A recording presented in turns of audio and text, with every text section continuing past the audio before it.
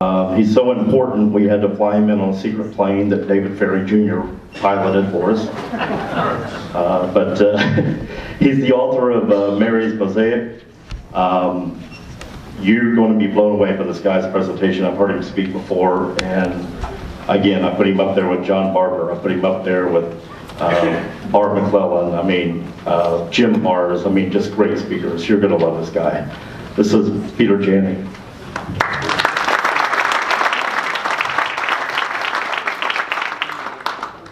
We're going to need a little bit of tech help up here. Somebody, here he comes. See, it's always a guy in a beard that is the tech guy. What is that? Musicians and guys in beards. Oh, here we go.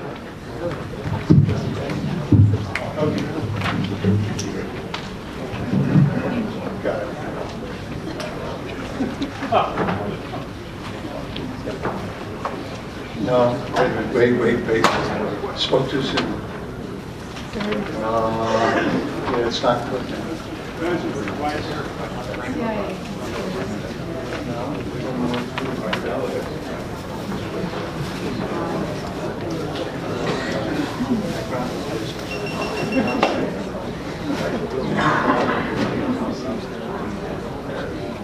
Yeah, okay. That was easy. Okay, listen, I know you're all getting a little weary.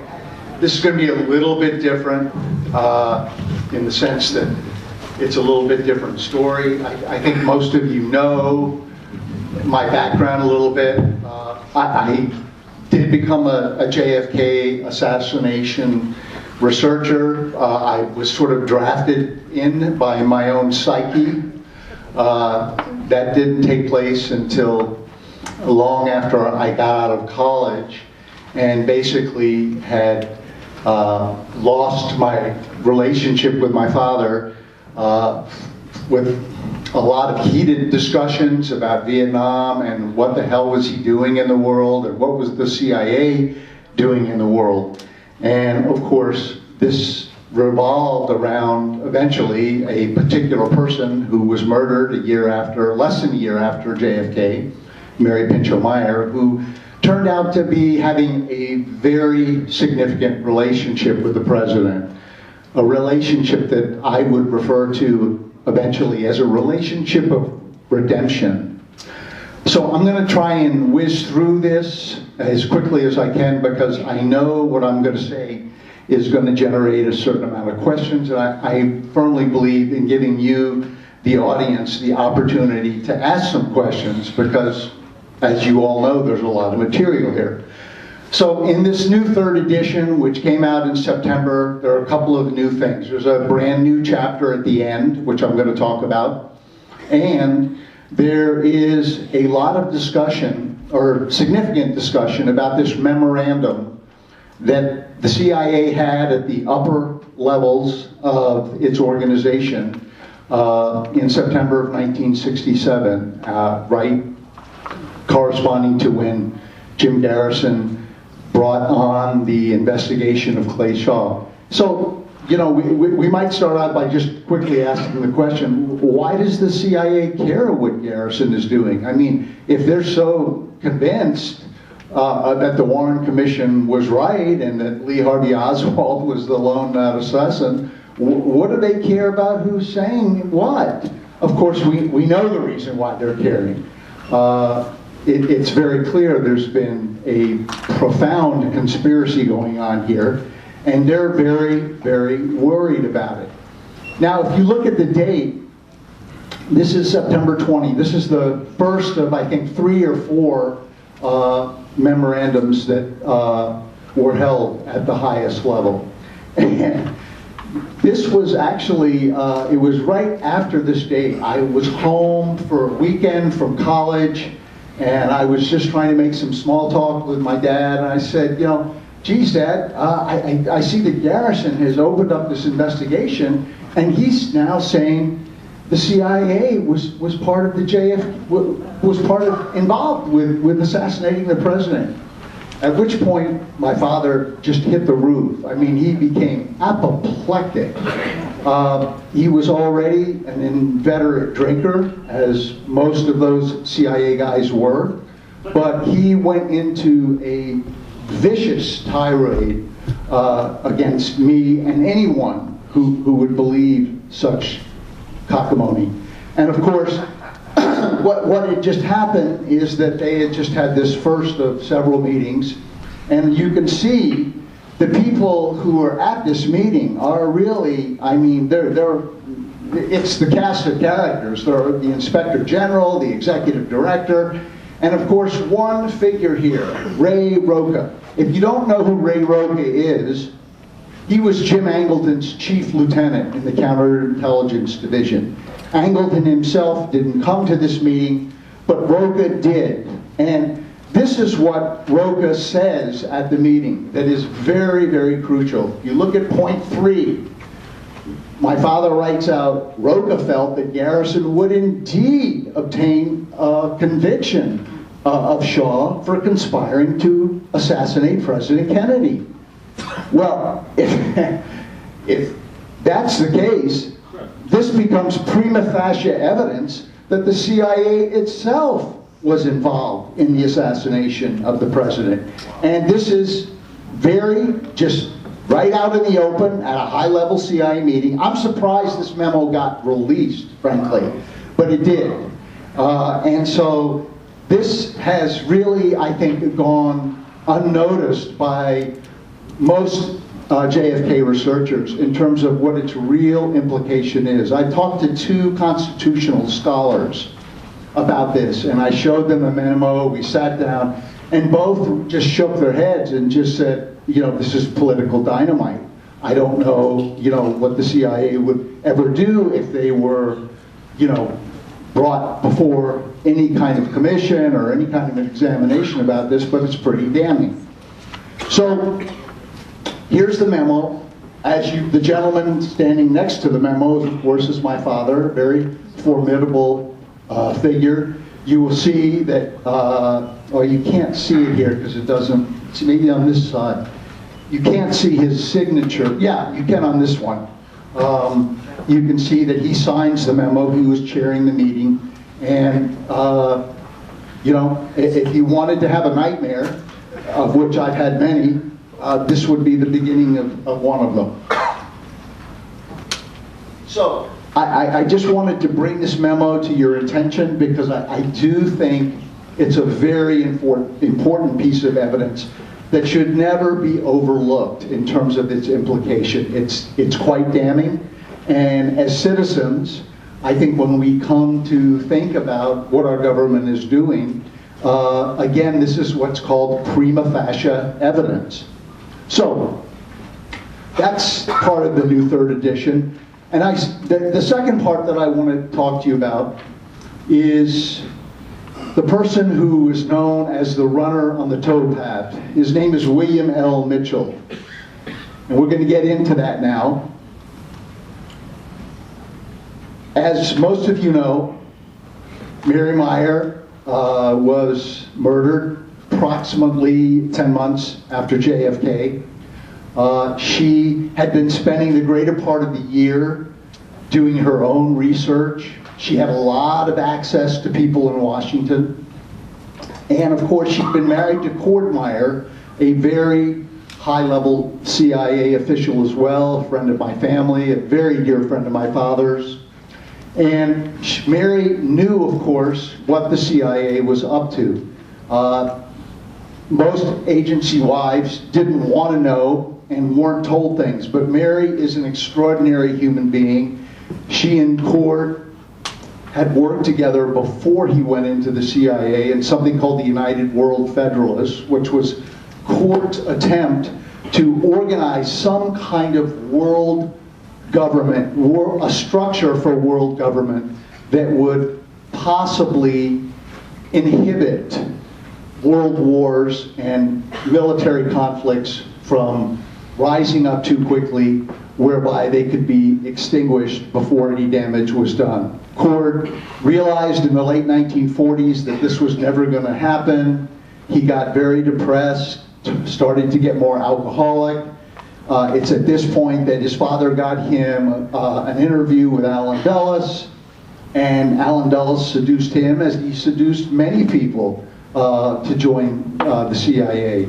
A lot of the early CIA people were World War II veterans. They were highly educated, fairly well off financially, and they were looking to do something different. I mean, they could all go into their family businesses or live on their trust funds, but here was an opportunity, according to what Dulles was telling them, to really have a great positive impact on the world.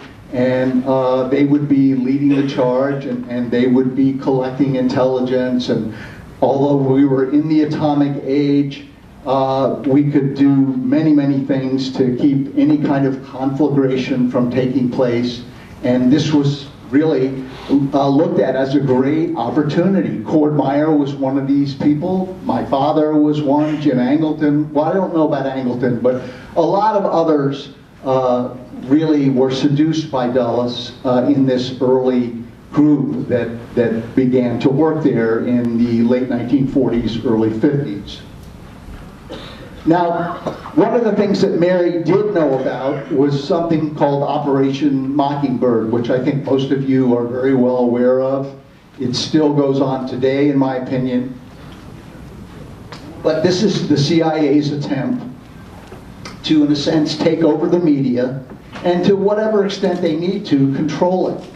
Mockingbird was a way for the CIA to generate public opinion, control public opinion, and of course, Mary was very well aware of what Cord was doing, and she didn't like it one bit, and it eventually was one of the things that just really drove their marriage into ruins. The recent quote that I came across was what Bill Casey, director from CIA to 81 to 87, said. He said, you know, we'll know that our program is working, our program of disinformation, when it's complete, when everything the American public believes is false. And of course, that is a documented statement that Mr. National Security Apparatus was still controlling the media, and I feel certain that they are, particularly whenever they need to. So, more than ever, correct? So, let's go back to the murder here. This was kind of like a carbon copy of what took place in Dallas. I mean, that was a very successful paradigm as far as the agency was concerned, and so they generated something pretty similar less than a year later. This guy, Ray Crump, was set up to be a patsy.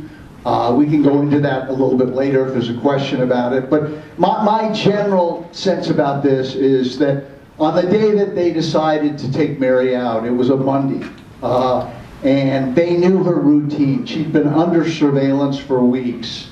She was under surveillance because Mary had made it clear to several of her friends that she intended to go public. She had bought the paperback abridged version of the Warren Commission.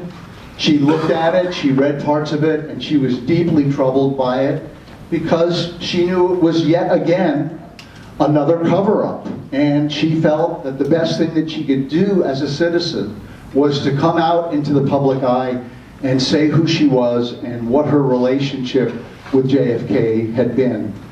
And of course, she had spent the whole year thinking about this and doing research. She kept a diary with a lot of that information in there, as well as, you know, notes about their affair. And so the decision went down, as I understand it, to take her out. Her ex-husband, Cord, was in favor of it as well. They conveniently made sure that he was out of Washington that day, which he was. He was up in New York.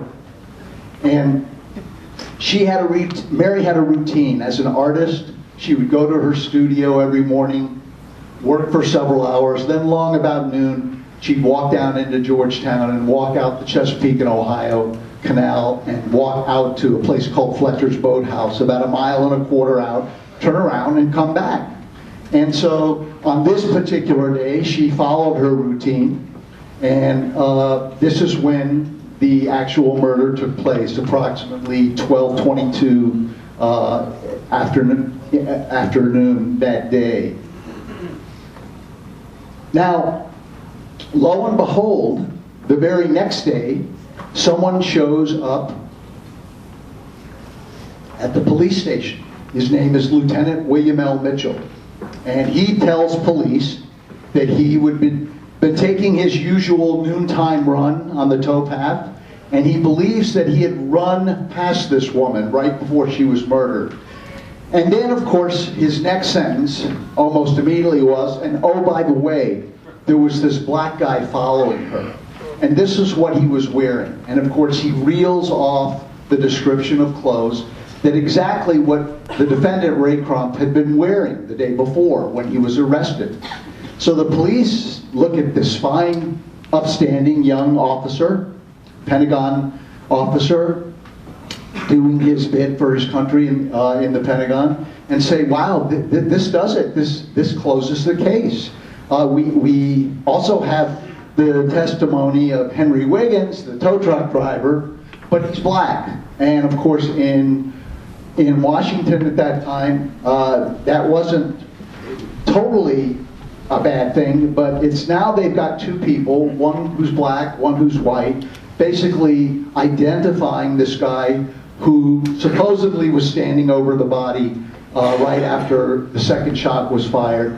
And the police are very excited about this. They look at this as pretty much an open and shut case. Crump is arrested, of course, and he is put in jail where he waits approximately 9 months to go to trial in July of 1965. So when I came to really understand what was going on here, the real mystery person at this point was Bill Mitchell. And when I went to press in April of 2012, I couldn't find him. We had spent, me and my research team, I had spent several years. The author before me, who I befriended, Leo D'Amour, had spent another couple of years, and we could not find Mitchell. He was not locatable. He wasn't in the National Records Center data profile. We couldn't get any Army records on him. So I figured that this guy's probably dead. He's probably just not in the picture anymore. There was, according to author D'Amour, a phone call made in March of 1993. Leo D'Amour had written to Mitchell at his last known address, which turns out, by the way, to be a CIA safe house.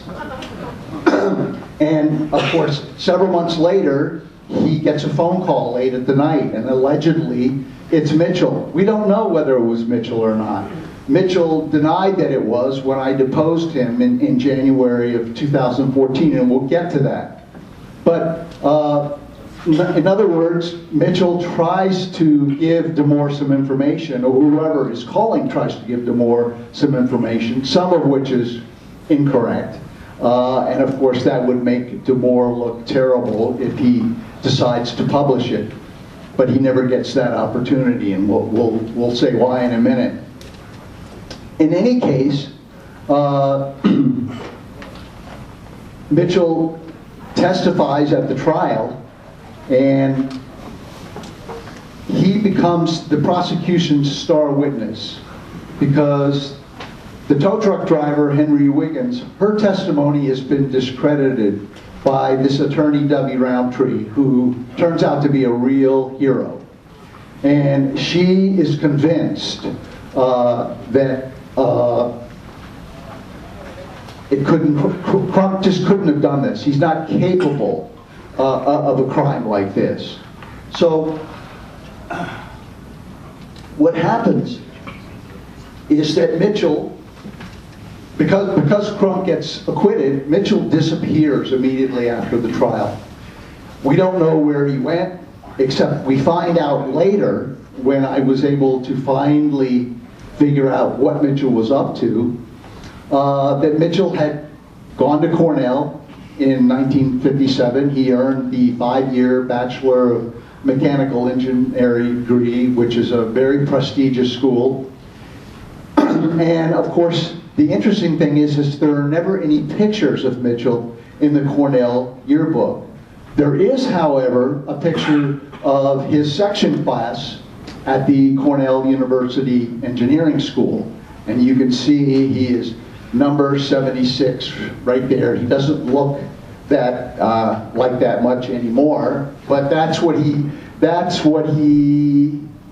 think I got it over here. That's what he looked like then. So what happens is we began to see a pattern here of how the CIA was recruiting people in college. And one of the ways we saw this pattern is what happened with Bob Gates. Most of you, of course, know all of you know who Bob Gates is. He was head of the CIA. He was also Secretary of Defense. Very clearly that he was recruited in college. He still had to fulfill his military service and did so. Became a commissioned second lieutenant in the Air Force. But then he did his 2 years, and then he's just zipped over to Langley and began doing, you know, what he did. So the parallels here is that, you know, Mitchell graduates from Cornell in '62. During that time, he's what's called a distinguished military student. He's in the ROTC program there, and he becomes a commissioned officer. And we finally learned through the National Personnel Records, after we located his military service record and his military service number, that, you know, what his date of birth was. We got to his social security number. The interesting thing is that he says that he's a Fulbright scholar and went to the University of London. Well, the Fulbright program has no listing of him as being a Fulbright scholar. This was kind of a ruse. I think what they tried to do is that after the trial in July of '65 didn't end up as they would have liked it to, is they shipped him out of the country very quickly, because he would have stood out like a sore thumb as to why this guy, Crump, was not able to be convicted. And so no one knows where Mitchell is for a while, of course, until he comes back. So he comes back, he earns a PhD in mathematics from Cal Berkeley. He then starts teaching at Cal State Hayward. It goes into the business school. But lo and behold, Mitchell decides to change his name from William L. Mitchell to just Bill Mitchell. And if you're looking for someone named William L. Mitchell and you can't find him anymore because he's changed his name to Bill, he's just laid out a whole new layer of anonymity, which makes it very difficult to find. Now, why did he do this? What was going on at this time? Well, the church committee was getting underway. Several years later, the House Select Committee on Assassinations got underway, and I think the agency was deathly afraid that if they start to do an examination of Mary Meyer's murder, Mitchell is going to be highly sought after, and they did not want him found. So William L. Mitchell becomes Bill Mitchell, and what happens is that he has a second social security number, which we located, that he uses from time to time. He fulfills his teaching job at Cal State Hayward, but he leaves as an emeritus, and of course his emeritus is right up there in red in terms of how he's now listed in any Cal State directory. No more William L., just Bill. So, when I decided that it was time to pay Mr. Mitchell a visit, I had to think about several things. One of which was my own safety. I felt that I had come all this way, and in the interest of the story, I had to do justice to the fact that I had to at least make an attempt to talk to this guy. So on August 27th, I attempt to go to his house, which I've located, and introduce myself, and this is what happens. Whoops, no sound. Well, that's too bad. I can fix it. Call the tech. Well, okay. See you later. All right, here we go. Let's start it again. Whoops. Try again. All right. Mr. Mitchell? My name is Peter Janney. I'm an author. I wrote this book called Mary's Mosaic. I'm not interested. See you later. Could I just talk? No, I came from Boston. I don't care. I'm not interested. See you later. So, Mr. Mitchell isn't interested in talking to me. I can't imagine why. But the point is that I now know he is alive, and he's very upset at the fact that someone like me has found him out. So the next question is, okay, how am I going to flush this guy out? I just can't walk away from this. And someone introduced me to the attorney Bill Pepper, who I think most of you know who he is. And I had lunch with Mr. Pepper, told him the story, gave him my book, asked him if he'd read it and just give me some advice how I might proceed. And Mr. Pepper said, you know, what you need to do is to file a civil lawsuit in Washington, which we did. And we need to, you need to flush him out that way. We, identified me as a special interest plaintiff who had been traumatized by the death of Mary Pinchot Meyer, because after all, she was my best friend's mother, and my best friend had been killed, and Mary was instrumental in helping me manage my grief, much more than my own parents were. And so I had another psychiatrist friend of mine do a workup on me, and in a sense write an affidavit that would tell the judge that, look, this guy deserves to be heard, and the court deserves to make him a special interest plaintiff in this case. Now, the problem,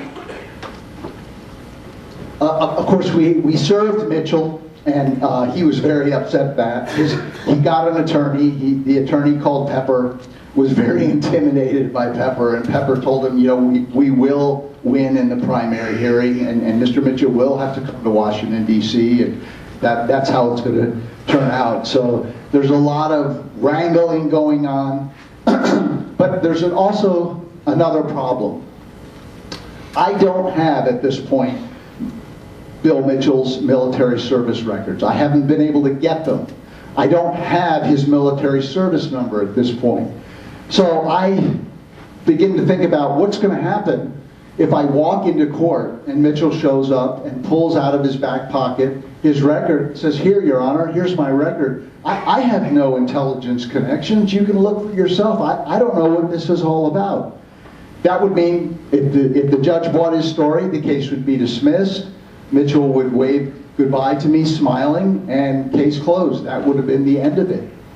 It just so happens at that point that Mr. Mitchell's attorney, in making an 11th hour stand, calls my attorney and says, look, would Mr. Janney consider having a legal deposition with Mr. Mitchell? If he'll drop the case, we will submit to a legal deposition. And Mr. Janney can ask him any question he wants about the murder, where he was, who he was, everything.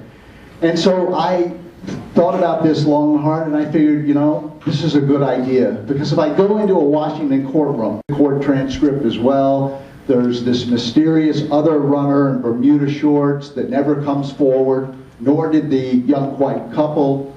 I think it's very easy to conclude that this was kind of like a little Mission Impossible kind of scenario, where everyone had their role, and Mitchell's role was to go to the police the next day and finger Ray Crump as the murderer, which he did very successfully and almost was successful in the outcome. But I don't think at this juncture that there's any instances of Mitchell really having the kind of training and experience to be a CIA assassin.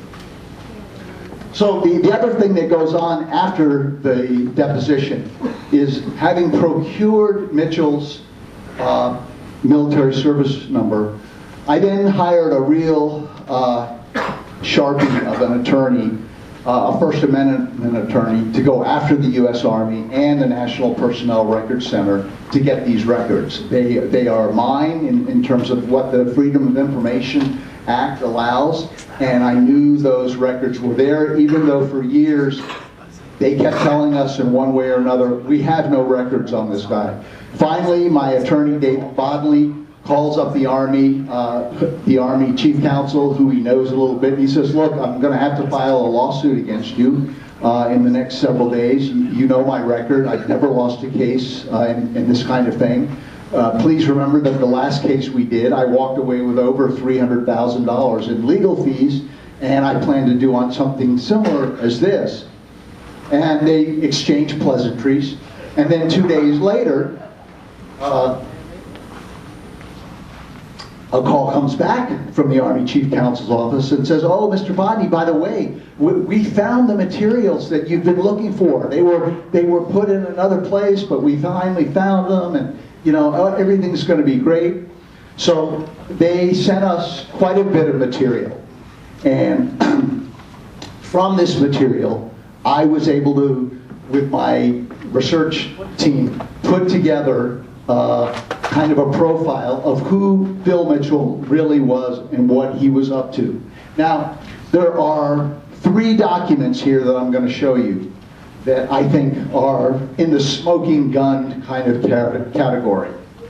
Okay, the first document is Mitchell's oath of office. This was signed on June 11th, 1962, the same day that Mitchell graduates from Cornell and then walks across the street to his ROTC ceremony and gets commissioned as an Army lieutenant. The only problem with this is that this document is signed in Suitland, Maryland, and this is where Mitchell had this document signed. He's in Suitland, Maryland on the day of his graduation. What's in Suitland, Maryland? Well, it just so happens that the Suitland Federal Building, across the street from the place where this guy, Martin Hughes, where's his signature? Oh, you can't see it over here. It's on this one. This guy, Martin Hughes, signs this document. Now, across the street is the Suitland Federal Building. It houses a secret office of the CIA, as well as several other offices of the Office of Naval Intelligence. There's an Army intelligence office there. But this guy Martin Hughes turns out to be the owner of a used car dealership across the street from the Suitland Federal Building. So it appears that Mitchell was having an interview or doing something on that day. Why they asked him to come down there that day, I don't know. But, you know, he said, look, I've got to get this signed. Oh, look, you can go right across the street to the used car lot over there. This guy, Marty Hughes, will sign it. You'll be fine. And that's what happened, okay? Now, the second thing here is what's called Special Order 219. This is an order that orders Mitchell to the Army element of the Defense Intelligence Agency. After telling me for 10 or 15 minutes during the deposition that he had no association with any kind of intelligence part of the Army. It's claiming again and again, oh no, I never worked in any kind of intelligence capacity. Here is the document that shows that he has orders from the DIA to report there for a certain stint of duty. And then finally, here is his locator card. Now, the locator card for Army people is that when you report to a base and they record your presence, they make out a locator card with your name on it. And of course, right here, you can see that it's got the Defense Intelligence Agency. This is Mitchell's right here. This was in late September 1963, and it's pretty clear that Mitchell was there. So, coming to the end here, I put together this final chapter, and of course one of the people who's been working with me for like 8 years is this guy, Lieutenant Colonel Roger Charles. Did any of you see the movie Truth with Kate Blanchett and Robert Redford? Well, Roger Charles is portrayed in that movie by, what's his name? Who's the movie actor? You know, well-known guy. But Roger was Dan Rather's chief research assistant for the George Bush Air National Guard fiasco. And so he's a very well-known guy. He's thought of very highly.